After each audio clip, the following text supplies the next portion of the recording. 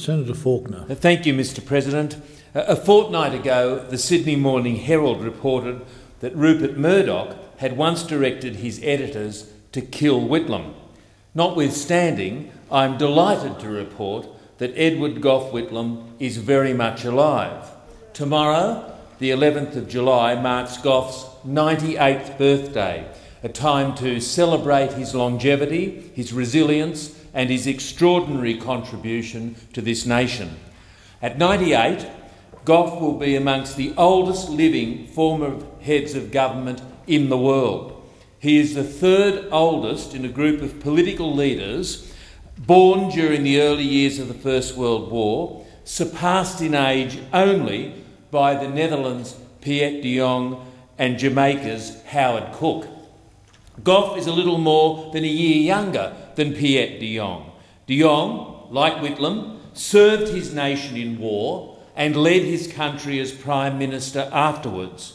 De Jong was a distinguished naval officer, representative of the Catholic People's Party and Prime Minister of the Netherlands from April 1967 to July 1971. Gough is only months younger than Sir Howard Cook. Cook was President of the Jamaican Union of Teachers, a minister in Michael Manley's government in 1972 to 1980, and served as Jamaica's Governor-General from 1991 to 2006. De Jong, Cook and Whitlam each served their countries at a time of rapid economic and social change, as a post-war generation demanded greater social freedoms and the certainties of the old economic order began to unravel. The stories of these leaders converge when we consider the role each has played in public life after their political careers. Cook was a Governor-General, de Jong a respected business leader and statesman. Mr. President, in honour of Gough's endurance, I want to tonight acknowledge his continuing contribution to Australia after politics, through his writing and commentary, his service in diplomatic posts, statutory authorities and community organisations. After politics, Gough served as visiting fellow at the Australian National University. In the Department of Political and Social Change, with characteristic foresight, he focused on Australia's role in the Pacific and Asia, visiting professorships at Harvard and the University of Adelaide followed, his work concentrating on the roles of China and Australia in the Pacific, on constitutional change and electoral reform. In 1983, he was appointed as Australia's ambassador to UNESCO. Gough served on the Independent Commission on International Humanitarian Issues and the World Heritage Committee. In 1989, he chaired the General Assembly of the World Heritage Convention. Whitlam's ambassadorship came at a time when some questioned the integrity and importance of UNESCO. Margaret Thatcher's Britain and Ronald Reagan's United States threatened to withdraw from UNESCO. Reagan's threat became a reality. In December 1983, the United States withdrew, in Gough's words, taking its bat and ball and going home. In 1984, Thatcher packed up the UK's kit bag too. At the time, Whitlam was not blind to the institution's flaws, but argued passionately for Australia's ongoing commitment to international contribution. I quote him, "The world of UNESCO is the world we live in. We in Australia cannot be indifferent to our particular place in that world. Australia should stay firmly in the institution, a critic where it's seen to be inefficient, illiberal or misguided, but a participant at all times. If the brave idea of UNESCO fails, the world will be a more dangerous place." Mr. President, Gough served with distinction on the Senate of the University of Sydney, both before and after his time in Paris.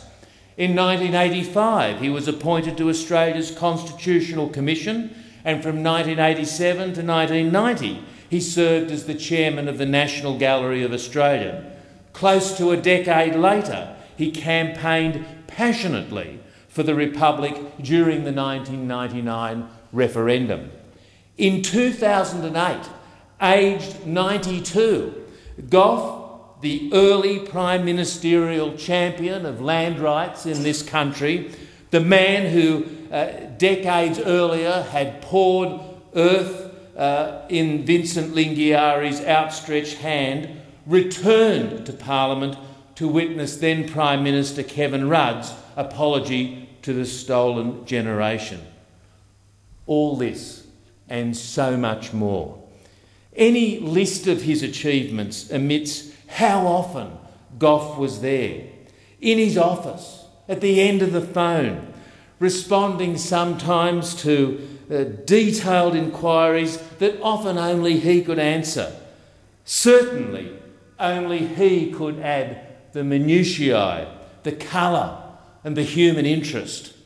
If he could, he would attend quite minor occasions because his presence lifted the event.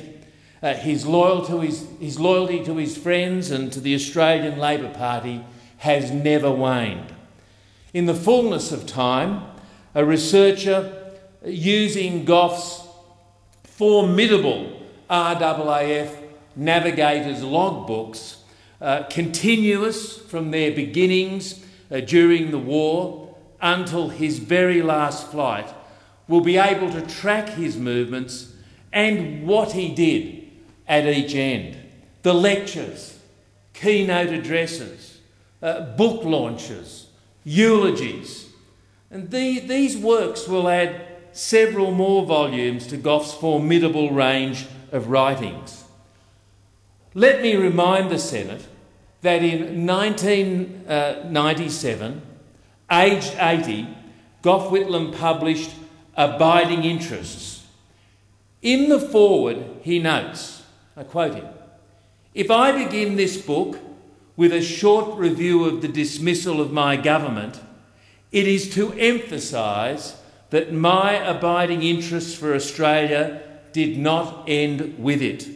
They shall only end with a long and fortunate life." Mr. President, Gough Whitlam's long and fortunate life continues. Age may have limited his mobility, but not his mission. His senses are slower, but his spirit still strong. Last Thursday we shared our regular glass of Passiona. His verdict on the vintage, bloody good, comrade. Mr. President, Gough Whitlam remains an inspiration to the millions of Australians who seek reform for the good of the many, not the few. He remains an inspiration to those of us who understand that during this short moment of life, we will sometimes be lifters, at other times we may have to lean on others.